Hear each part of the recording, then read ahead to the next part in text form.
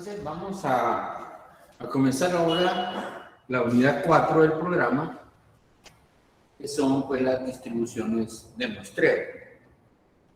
Ya ustedes tienen en el aula virtual subido pues el material de apoyo de esta unidad, que consiste en el guión de clase, que es el que vamos a estar desarrollando en la clase. También tienen la guía de ejercicios. Vamos a estar viendo en grupos de discusión. Y también hay tablas, porque las vamos a estar utilizando en la resolución de ejercicios. Veamos entonces la parte teórica de esta unidad. Ahí, si ustedes ven en su folleto, comienza con la inferencia estadística. ¿Qué es la inferencia estadística? Aquí podemos ir leyendo algunos párrafos. Dice, en un problema típico de inferencia estadística, una o más o varias características que determinan la distribución de probabilidad de una variable aleatoria son desconocidas. El interés en estas características se debe a que existe alguna conjetura o sospecha de parte del investigador sobre cuál es la distribución de probabilidad que mejor describe o modela la variable de interés, por lo que se hace necesario calcular los parámetros que la caracterizan. Ahí ponen un ejemplo. Dice, ejemplo, un inspector de calidad podría estar interesado en determinar la proporción de artículos defectuosos en un proceso de producción. Y podría sospechar, basado en su experiencia, que la distribución de la proporción de defectuosos es aproximadamente normal. Como ya vimos la distribución normal, ya tenemos una idea. Cuando nos dicen una distribución normal, pues rápidamente la asociamos con una distribución que tiene una densidad de probabilidad aproximadamente a una forma de campana, que podría tener un sesgo hacia la izquierda o hacia la derecha, dependiendo pues de cómo sea la distribución de los datos. En este caso, dice, el interés del inspector es determinar los valores de los parámetros mu y sigma cuadrado. Aquí nos están hablando pues de una distribución normal que recordamos que está centrada en la media, y también debemos conocer la varianza o la dispersión para conocer la desviación estándar.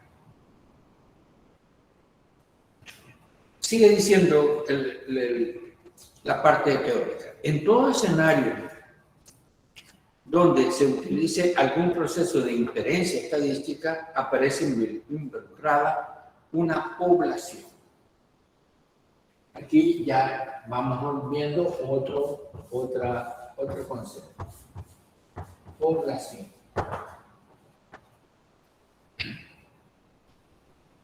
Y ahí mismo lo define. La población, dice, consiste en el conjunto completo de observaciones o medidas sobre las cuales se desea extraer alguna información. O sea, la población es todos los elementos que componen un universo de interés. Por ejemplo, podríamos decir, la población de los estudiantes de ingeniería es todos los estudiantes de ingeniería. Pero si vamos un poco más específicamente, podríamos decir la población de los estudiantes de estadística, probabilidad estadística, y ya se reduce. La población de los estudiantes de matemáticas 2 o 3. Entonces, esa es la población. Consiste en el conjunto completo de observaciones o medidas sobre las cuales se desea extraer alguna información. Pero, generalmente, hacer un estudio en toda la población es muy caro porque se necesitan recursos o muy extenso en el tiempo. Entonces, lo que se acostumbra es a utilizar muestras.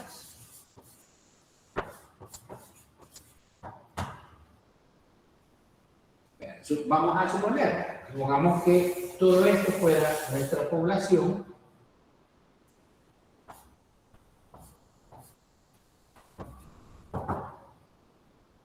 Lo estamos representando en esta figura, pero, como les decía, resulta a veces muy complicado, por los recursos económicos o los recursos de tiempo, de hacer un estudio completo de toda la población que está involucrada en un fenómeno. Entonces se recurre a hacer una muestra, a tomar una muestra.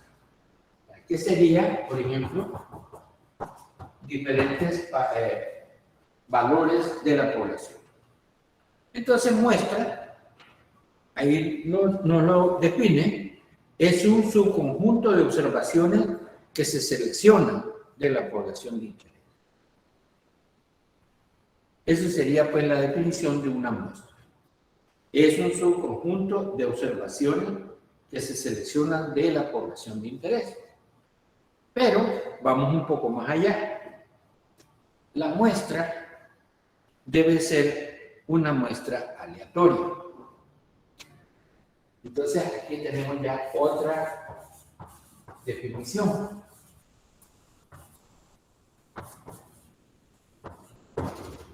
Muestra aleatoria. Y ahí más abajo lo define. Dice, las muestras aleatorias son aquellas en las cuales interviene algún mecanismo de aleatorización que garantiza que cada individuo o grupo de individuos de la población tenga la misma probabilidad de ser seleccionado para participar en la muestra. Un ejemplo, ¿verdad? Es sencillo el ejemplo, pero lo podemos tomar.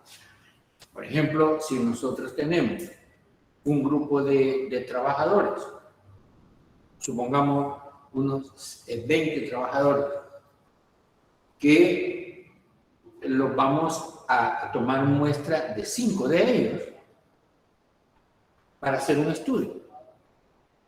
Entonces, podríamos asignar 20 papelitos numerados, meterlos a una caja,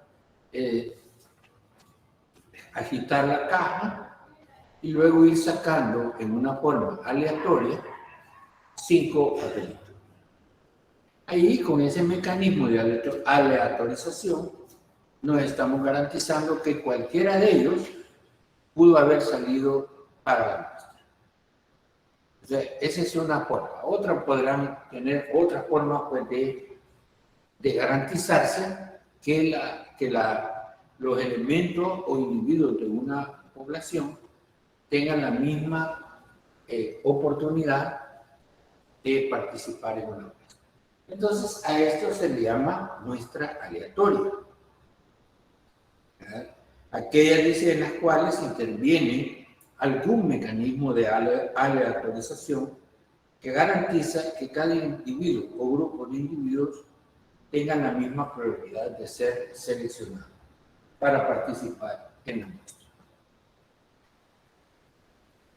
En resumen, se puede decir que la inferencia estadística es el proceso de extraer conclusiones con la mayor exactitud posible sobre toda la población, basándose en la información que proporciona una sola muestra tomada de esa población. O sea, que se tiene una población, se va a tomar una muestra, que sea una muestra aleatoria, y en base a los resultados que nos dé la muestra, podemos decir que la población tiene un comportamiento parecido, lo más cercano posible. Esta idea es muy importante, dice, ya que gran parte del conocimiento y los juicios que se pueden emitir sobre la realidad inmediata que nos rodea están basados en el muestreo. O sea, generalmente nunca se hacen estudios completos sobre población, sino que se hacen en base a muestras. Ahí ustedes tienen en la tabla 1, tienen una información.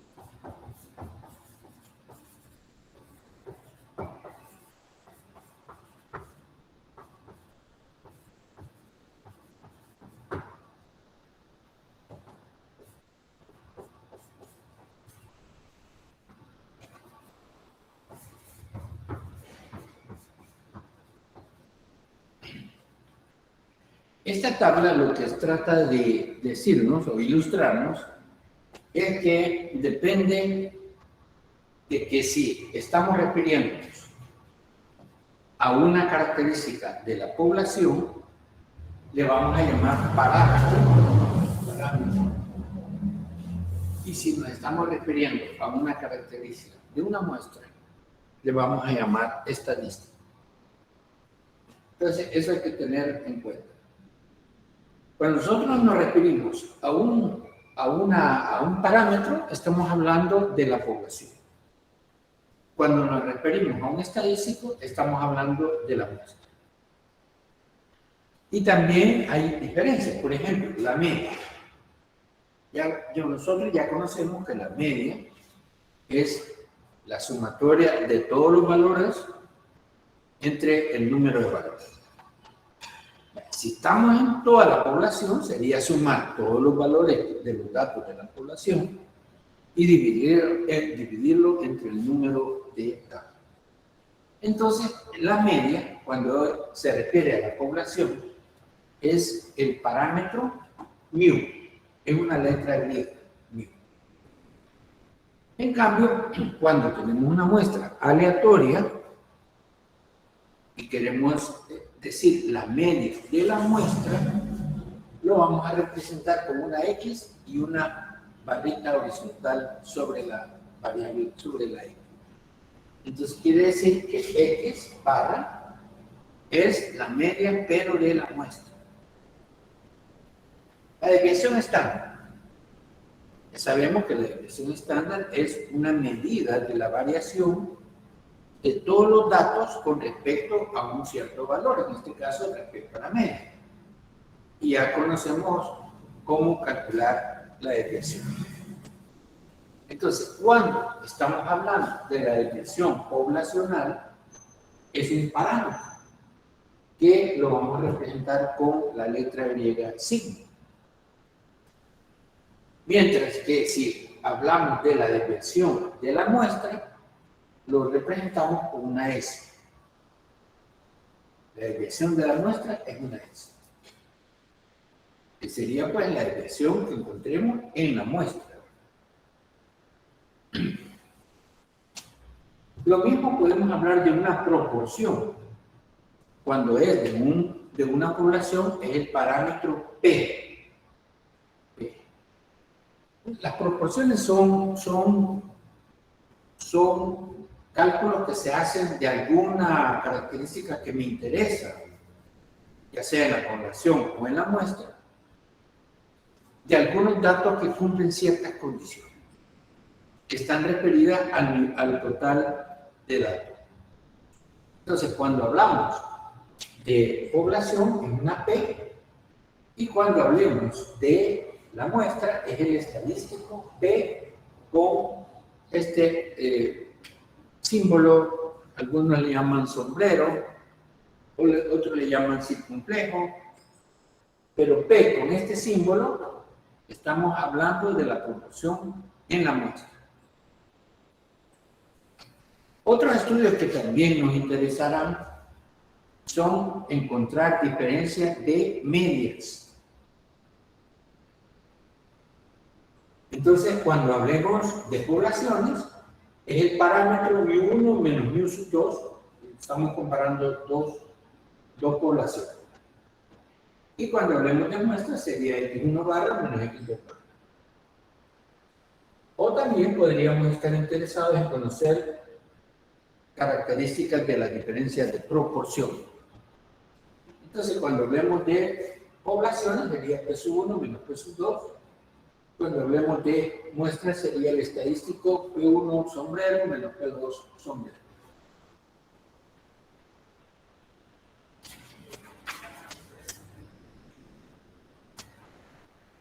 Vamos a ver ahora otro concepto que es muy importante.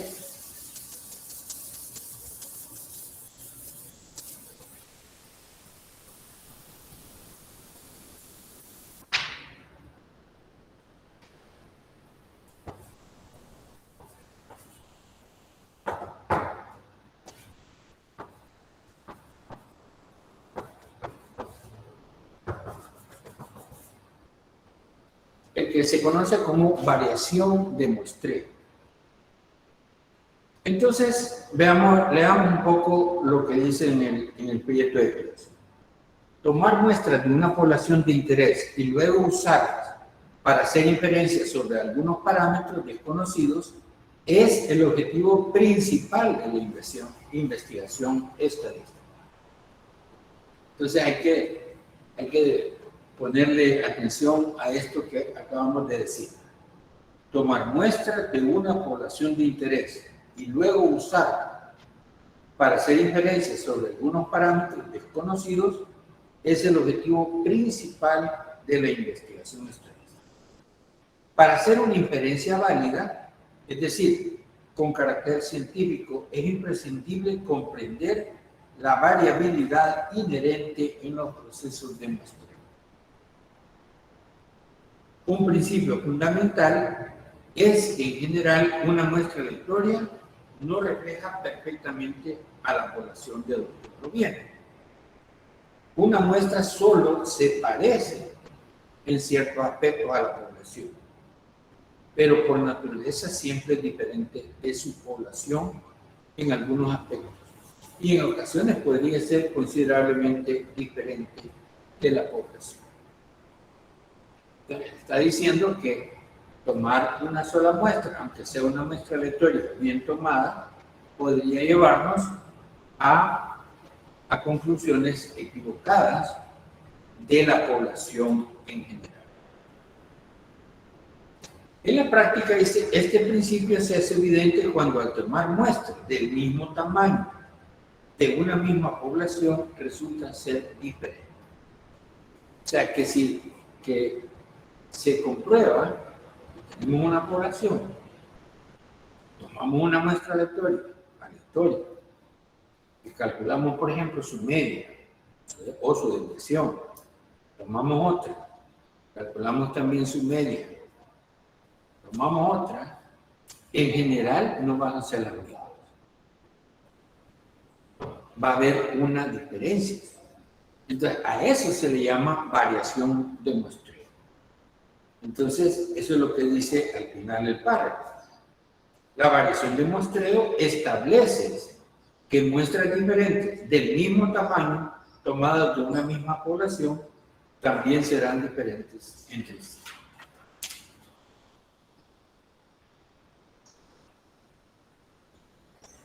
O sea que ese es un principio que debemos tomar en cuenta, que cuando se están tomando muestras, las características que busquemos, ya sean medias, dimensiones, proporciones, en general van a ser diferentes.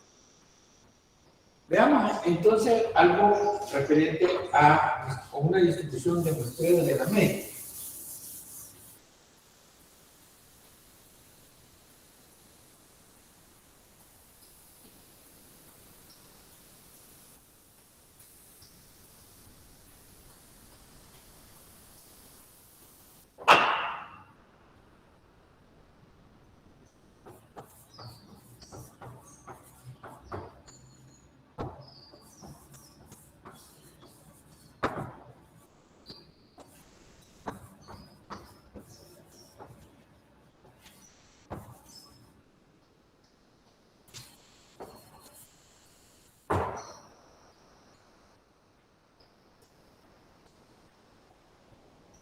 Vamos a ver, dice, en todos los procesos de inferencia estadística se utiliza como herramienta básica la distribución de muestreo de un estadístico.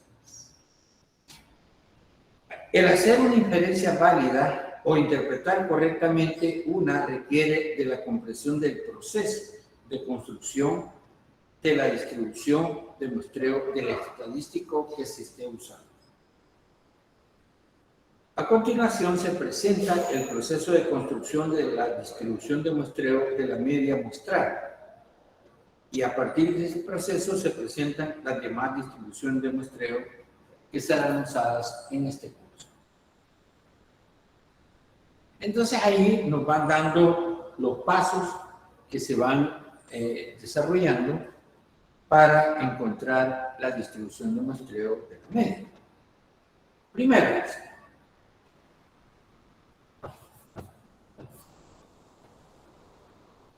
vamos a suponer que hay una población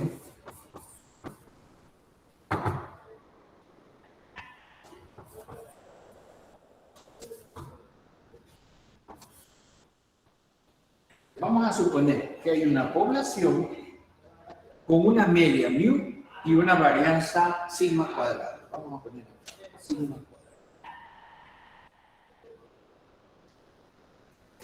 Aquí hay una figura que está en la figura 1, que esto está más o menos indicado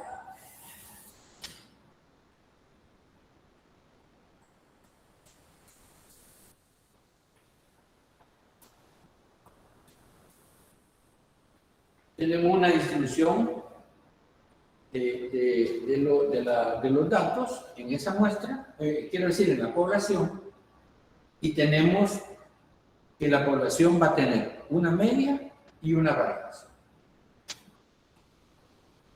Paso 2. Se inicia un proceso de tomar muchas muestras del mismo tamaño y para cada muestra se calcula la media. O sea, de esta población vamos tomando muchas muestras, digamos, en forma aleatoria, y para cada muestra se va a ir tomando su media. Debido a la variación de muestreo de estas muestras, y por tanto las medias serán diferentes entre sí.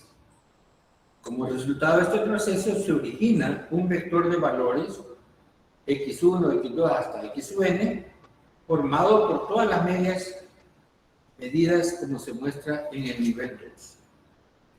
Aquí pues en el 2 podemos decir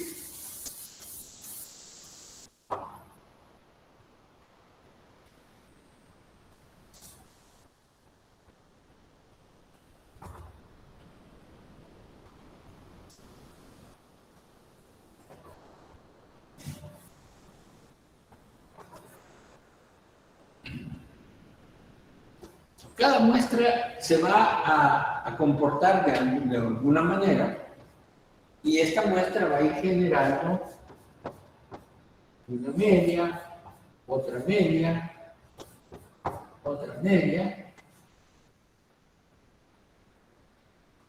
que en general van a ser diferentes por lo que hemos dicho que es la variación de muestreo. Entonces dice, en el 3, dice, el vector de medias obtenido se puede conceptualizar como una variable aleatoria a la que se le puede atribuir una serie de propiedades estadísticas. La característica principal es que estas medias tienen una distribución de probabilidad con una forma en particular, un centro y una medida de su variabilidad, como se muestra en el nivel 3 de la figura 1. O sea que si nosotros graficamos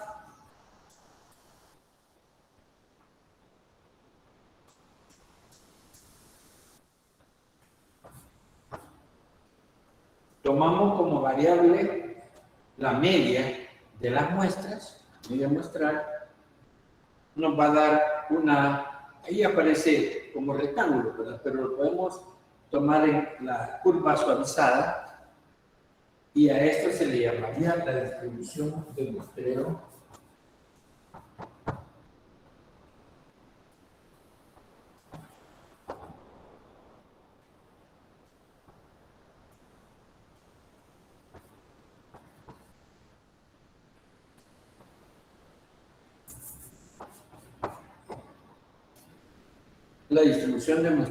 de la media.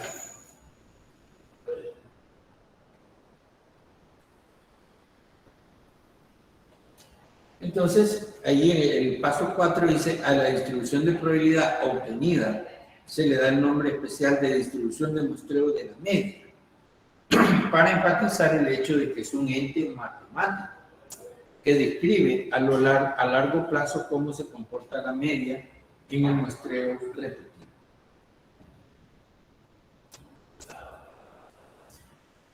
El siguiente párrafo dice propiedades más importantes de la distribución de muestreo de la media.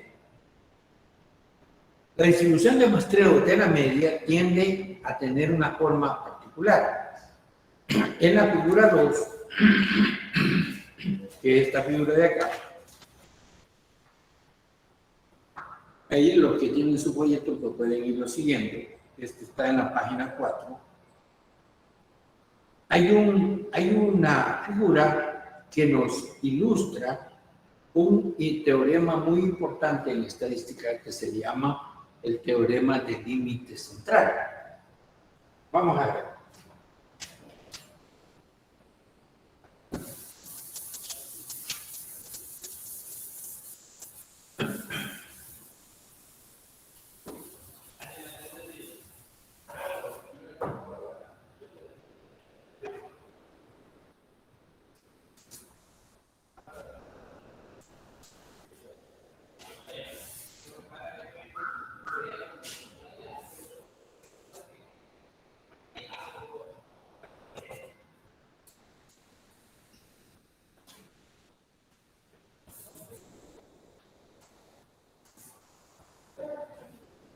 En esta figura aparece en la parte superior unas distribuciones de probabilidad de variable continua que no son necesariamente la normal. Por ejemplo, esta es una que se le asemeja un poco a la normal, pero no es la normal. Comienza su curva de densidad a bajar, creciendo rápidamente, llega a un punto máximo y luego decrece. Esta otra se podría llamar una exponencial. comienza con un valor muy alto y luego va decreciendo poco a poco hasta llegar casi a cero. Y esta otra se le llama distribución uniforme, que tiene esa característica así de ser un valor constante. Entonces, el teorema del límite central lo que me va diciendo es que si nosotros vamos tomando tamaños de muestra cada vez mayores, la distribución de la media de las muestras se van haciendo cada vez más parecidas a una normal. Eso es lo que pueden ver ustedes en la figura. Allí, el primer diagrama que aparecen son para tamaños de muestra de 5. Con n igual 5, no importa si la población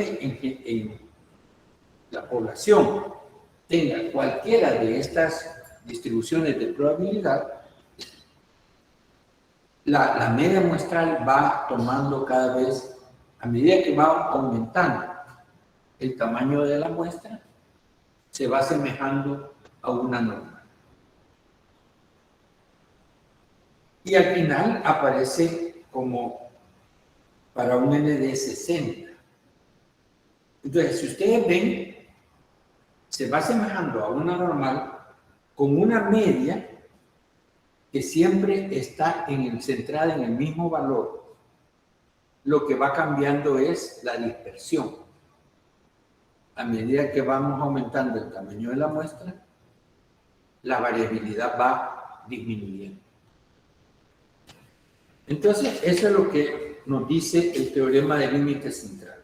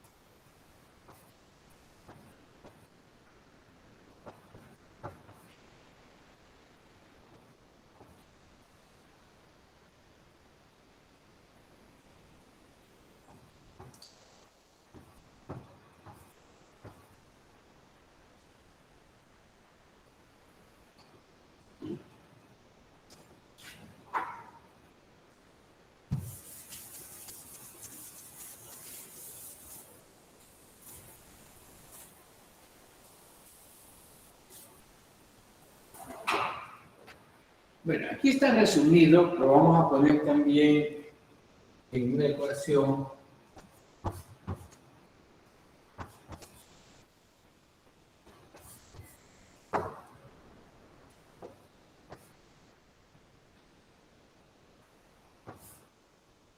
en una forma simbólica de esa forma.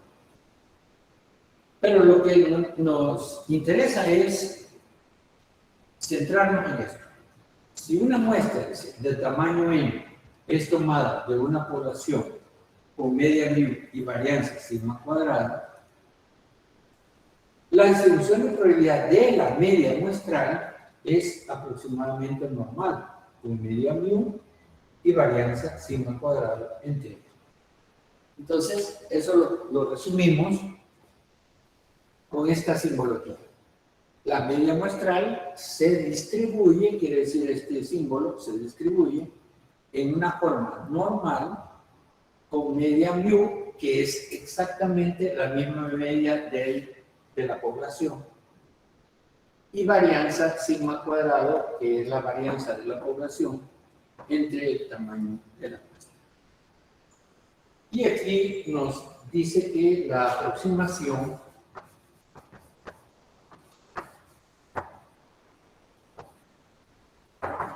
mejora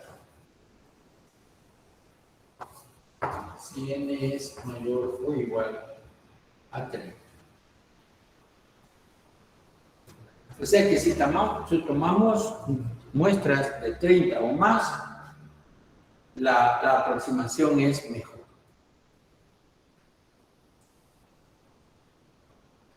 A eso pues se le llama el teorema del límite central, que es para la distribución de las medias muestrales.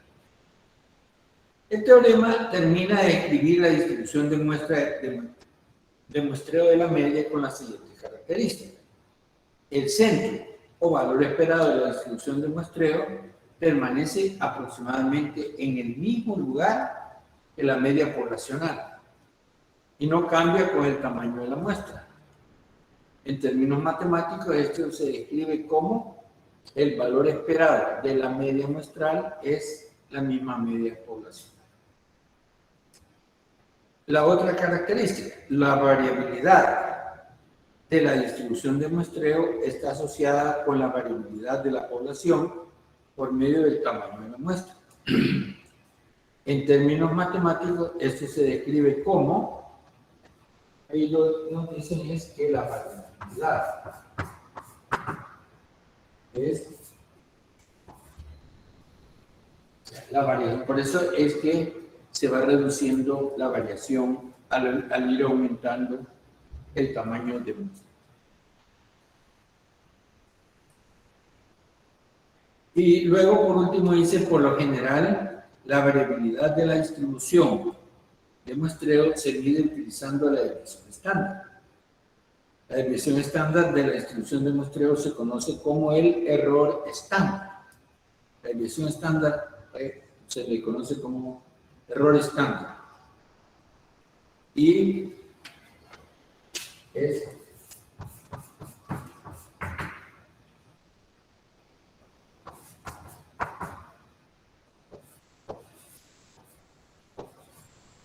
como extraer la raíz cuadrada de esta expresión.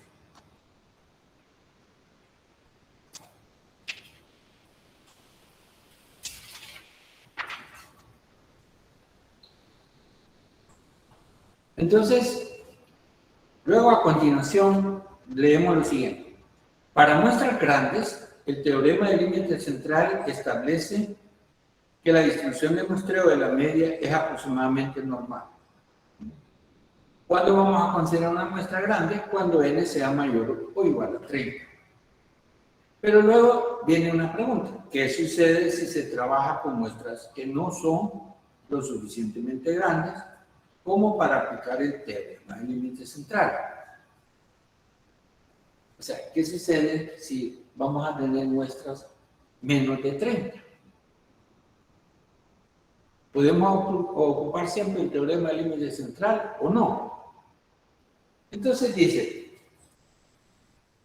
en este caso, la distribución de muestreo depende de la respuesta que se le dé a las siguientes preguntas.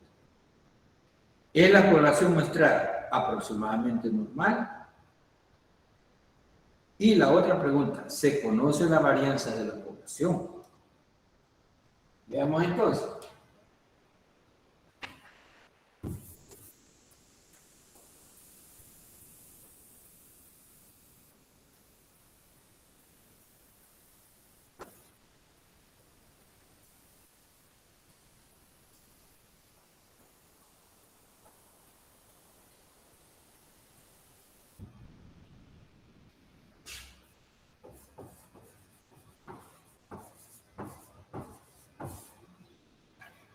Entonces, podemos resumir.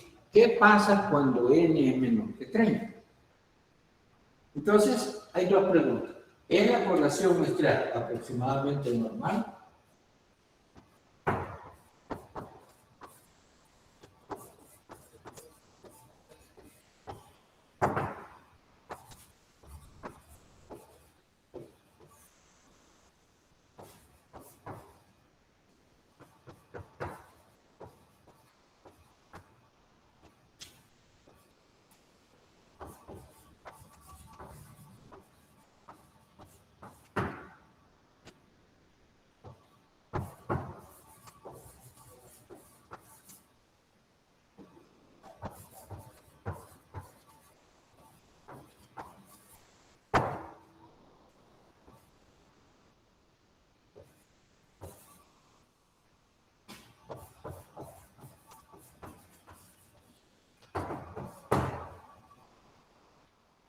Esas dos preguntas tenemos que formularnos cuando las muestras sean menores de 30.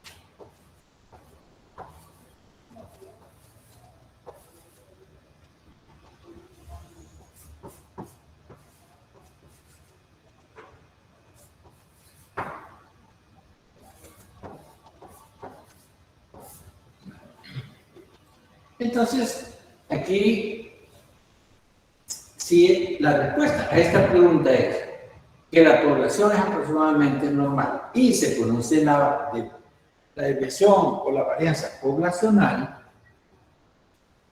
entonces la media muestral, no importa que el tamaño de la muestra sea menor de 30, podemos utilizar siempre la normal con estos parámetros. Ahora, en un ejemplo práctico, ¿cómo podríamos decidir si la población es aproximadamente normal? Podemos recurrir a lo que veíamos en la unidad 1 cuando vimos el análisis exploratorio de datos. Hacíamos diagramas de caja y veíamos si no habían atípicos, si la distribución era aproximadamente simétrica. En esos casos podemos decir la población o la muestra proviene de una población aproximadamente normal. Y además, si conocemos sigma, entonces podemos utilizar la distribución normal, aunque el tamaño de muestra sea menor. ¿Sí? Ahora, si no se conoce, la pregunta, si no se conoce sigma cuadrado de la población,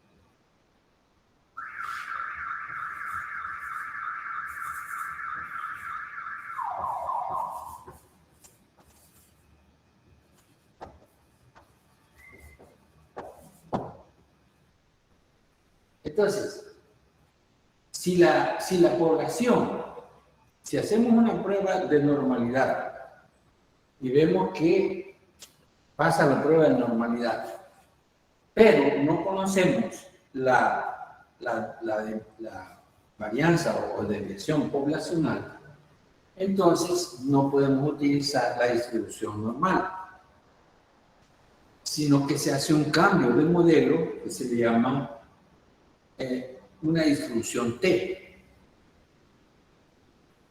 La variable T, que sería bastante parecida a la ecuación de transformación de la normal, es equipara menos mu entre S, que es la desviación poblacional, entre el tamaño o raíz cuadrada del tamaño del número. Esta va a tener, a eso se le llama una distribución T, va a tener una distribución T, y aquí juega en cuenta lo que se le llama nu igual a n-1 grados de libertad. Cuando veamos ejercicios que utilizamos esta distribución, ahí tienen sus tablas ustedes, ya las tienen ahí en el aula virtual, las pueden descargar para tenerlas. Entonces, vamos a utilizar esta distribución. En el segundo caso, se ha sustituido la constante sigma por la variable aleatoria S. El resultado es una nueva distribución conocida como la distribución T. Su forma es muy similar a la distribución normal. Está centrada en cero, pero tiene cola más extendida, por lo que soporta más variabilidad. A medida que aumentan los grados de libertad, la distribución T se aproxima a la distribución Z. Para grandes grados de libertad, por al menos de 25, la diferencia entre la distribución T y la distribución Z se vuelve insignificante, lo que permite usar la distribución Z en lugar de la distribución T.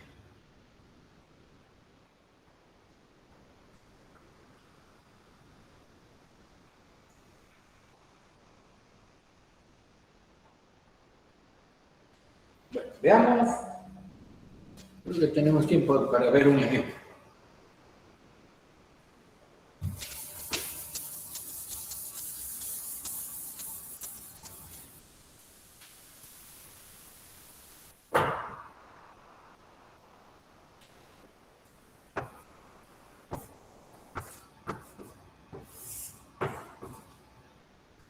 Allí en el proyecto tienen ustedes este ejemplo, el ejemplo 1, que nos dice: cierta máquina usada para llenar latas de bebida gaseosa de 335 mililitros ha sido monitoreada durante un largo tiempo y se estableció que opera con una desviación estándar de sigma igual a 30 mililitros.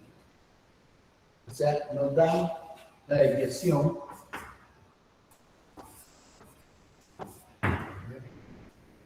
que la vamos a tomar pues, como una desviación poblacional. Si 35 observaciones nos dan el tamaño de la muestra, si 35 observaciones de la cantidad de líquido dispensado se toman en un día particular, Alice calcule la probabilidad que la media muestral sea menor que 333 mililitros.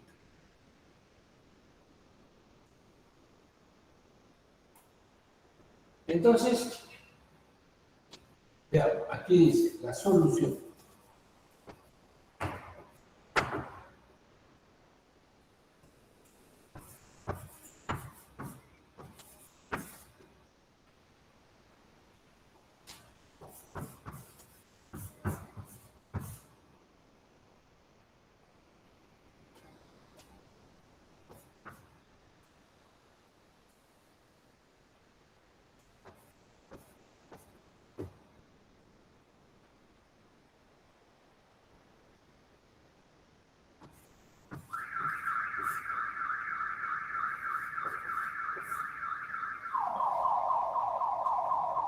Como en este ejercicio el tamaño de la muestra es de 35, es mayor que 30. Y nos están dando que la máquina que ha sido monitoreada durante un largo tiempo y tiene 300, como media 335 y una desviación de 30. Entonces, para la muestra de tamaño 35, podemos decir que tiene una distribución normal con una media de 335 y una varianza de 30 al cuadrado sobre 35.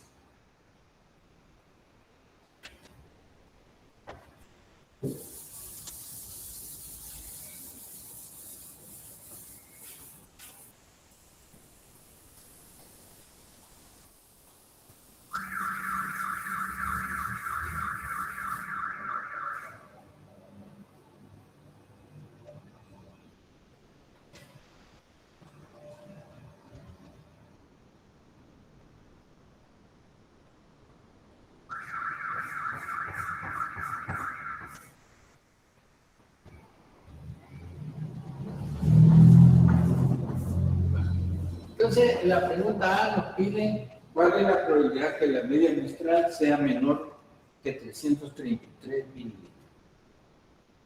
Entonces, si nos hacemos una cura de la distribución de la media muestral, para este caso, tenemos acá 335.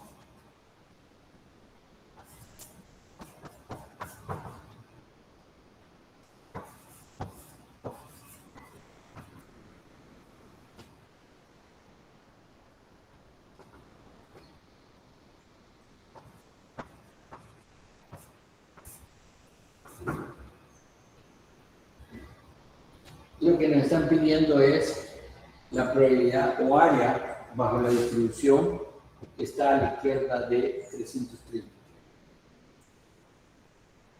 Como una distribución normal, podemos estandarizar para el valor Z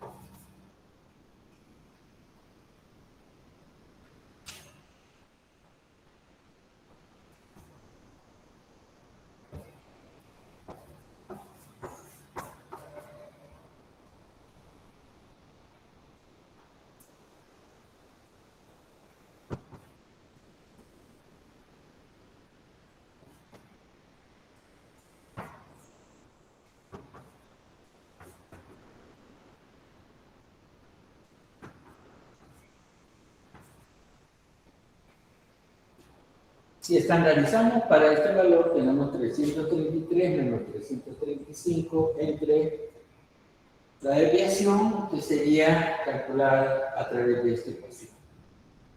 Eso nos da menos 0.39, por lo cual la probabilidad de que la media muestral sea menor que 333 se convierte en la probabilidad que Z sea menor que 0.3, menos 0.39, o su acumulado hasta menos 0.39, que lo puedan buscar en la tabla, por ejemplo, y esto les va a dar 0.3483.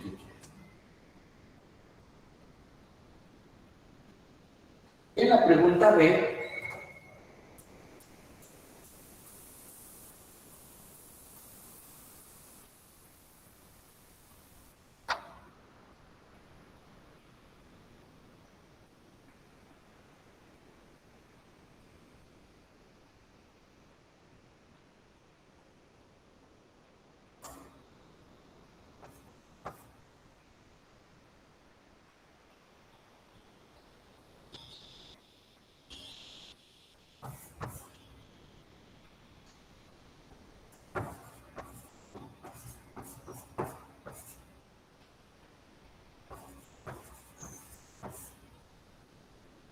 cuando me dice, calcule la probabilidad de que la media muestral esté dentro de 3 mililitros de la verdadera media poblacional, pues, como la verdadera media poblacional la estamos tomando como 335, sería de restarle a 335 3 mililitros, nos queda 332 y también sumarse 332.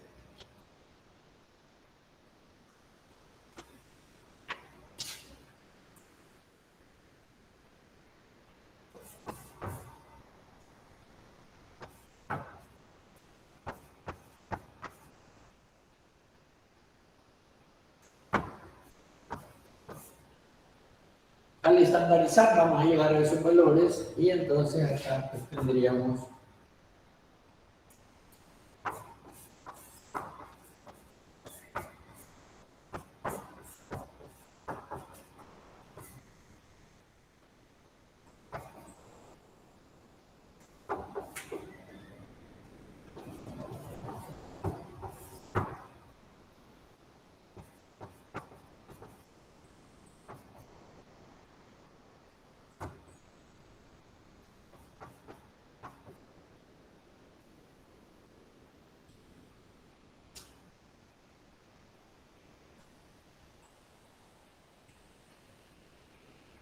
y por último, en la última pregunta nos dice calcule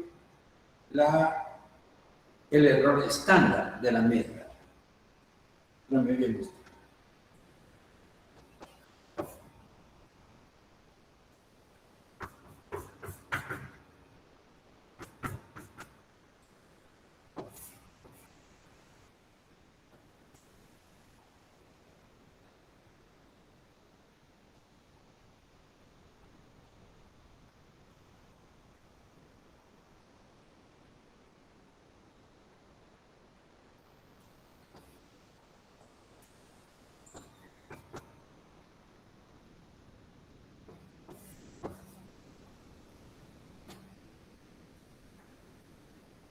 Simplemente pues sería de calcular la desviación poblacional entre el tamaño, la raíz cuadrada del tamaño de la muestra. Eso nos da 5.07 y describe la magnitud de una desviación típica o representativa de la media muestral a la media poblacional.